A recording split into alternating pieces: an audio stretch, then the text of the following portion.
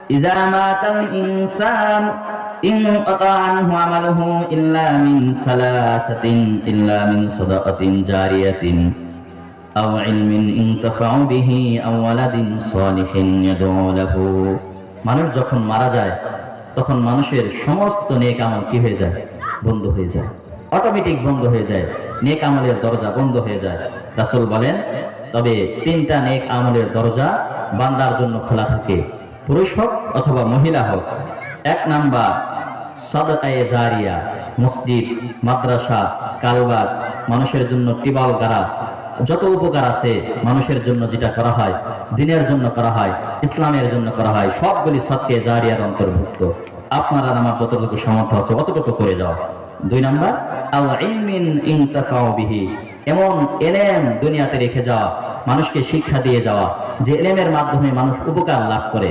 তাহলে এই ইলম আমার থেকে যে শিখবে সব পেতে থাকবো, তার থেকে যারা শিখবে এভাবে আস্তে আস্তে ধারাবাহিক চলতে থাকবে, আমার সওয়াবের একটা ওসিলা জারি থাকবে। তিন নাম্বার ওয়ালাদিন সালিহিন ইয়াদউ লাহু, নেককার সন্তান রেখে যাওয়া, সেজন্য আমার মৃত্যুর পরে আমার জন্য দুহাত উঠে ভালোভাবে সূরা ফালাক, সূরা নাস, সূরা ইয়াসিন, কবরের পাশে সূরা ইয়াসিন দাঁড়িয়ে দাঁড়িয়ে তেলাওয়াত করে আমার জন্য যেন দোয়া করতে পারে, এরকম নেককার সন্তান রেখে যাওয়া, কন্যা রেখে যাওয়া।